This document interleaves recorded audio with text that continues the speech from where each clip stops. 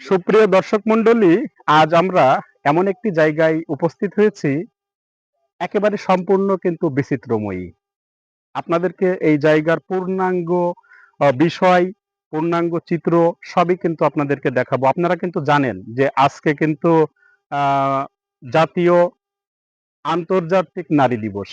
আসলে যেহেতু আজকে জাতীয় আন্তর্জাতিক নারী দিবস, তাহলে আজকের দিনে কিন্তু সবাই বিভিন্ন নারীর গল্প নিয়েই কিন্তু ব্যস্ত। কেউ নারী উদ্যোক্তার গল্প বলতেছে, কেউ বিভিন্ন আ আ নারীর গল্প, নারীর স্বপ্ন, নারীর বাস্তবতা, নারীর অনেক কিছু সাহসী ভূমিকা, অনেক কিছু নিয়েই কিন্তু কথা বলছে। কিন্তু আজকে আমরা এমন একজন নারীকে আসলে দেখাবো, যেটা কিন্তু সম্পূর্ণ বিচিত্রময়ী। শুধু চুয়াডাঙ্গা জেলা নয়, সারা বাংলাদেশে আমার কাছে মনে হয় একজন বিচিত্রময়ী একটি নারী। আসুন আপনাদেরকে আজকে পূর্ণাঙ্গ এরিয়াটা দেখাবো যেখানে আসলে এই নারীর অবস্থান। একেবারেই কিন্তু গ্রাম থেকে কিন্তু অনেক দূরে বিস্তৃত একটি মাঠ, যে মাঠের ভিতরে কিন্তু দীর্ঘদিন ধরেই কিন্তু উনি অবস্থান করতেছে এখানে। আসলে উনার পরিচয়, উনার কার্যক্রম, উনি আসলে কি করেন এইগুলো সম্পূর্ণ জানানোর জন্যই কিন্তু আজকে উপস্থিত হয়েছি। আজকে আপনাদেরকে দেখাবো এই জায়গার পূর্ণাঙ্গ চিত্র। আপনারা কিন্তু আমাদের সাথেই থাকবেন।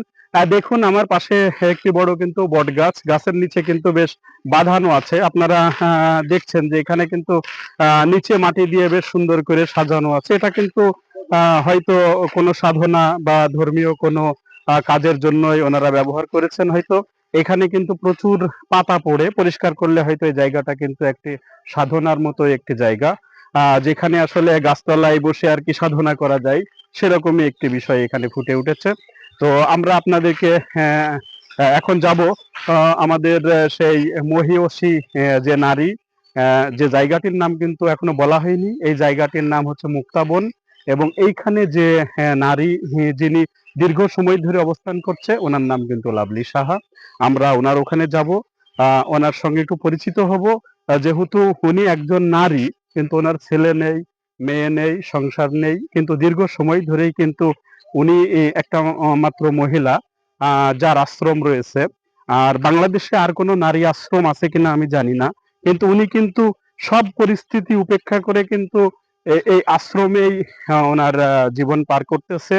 আসলে উনি এই জগৎ সংসার ছেড়ে এই গহীন জঙ্গলের মাঠের মধ্যে দীর্ঘ সময় কাটাচ্ছে কেন, এবং কি জন্য, উনার উদ্দেশ্যটা কি এবং উনার পরিচয় কি, এটা কিন্তু আপনাদেরকে আমরা একটু জানাবো।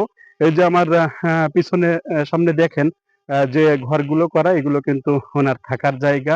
মাঠের মধ্যে প্রকৃতির সাথে মিলিয়ে কিন্তু সুন্দর একটি পরিবেশ।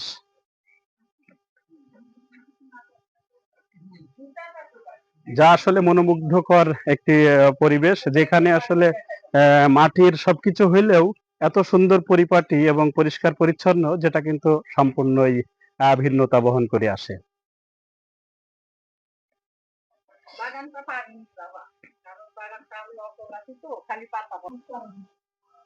আমি বেশ কিছু কথা বলে যাচ্ছি, আর এই ভিতরটা দেখানোর একই উদ্দেশ্য। আমি এখানে বসে আর কি আমাকে নিয়ে আমি যে কোনো একটা ওই সাধন, আবার সাধন ভজন আছে তো, আমল করি, সাধন করি, আর যাই কিছু করি এখান থেকেই করি আর কি।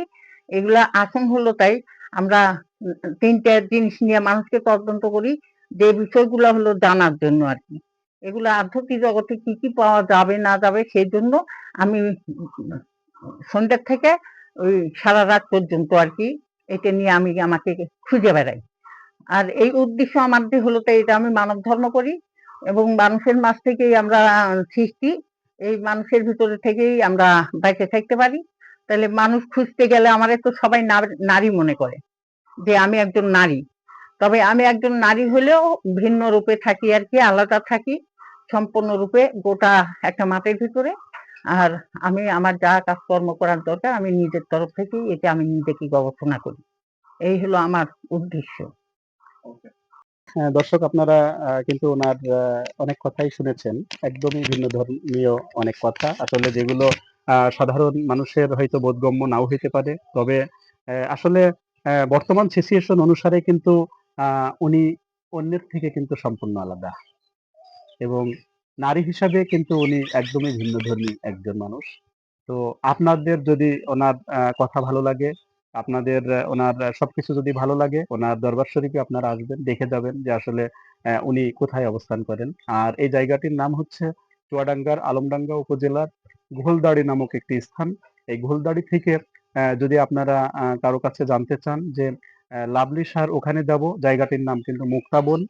আর এই মুক্তাবনে আপনারা আসলে আপনাদের ভালো লাগবে এবং এই বিচিত্রময়ী মহীয়সী নারীর সাথে আপনাদের পরিচয় হবে। হাশেম রাজ, চুয়াডাঙ্গা।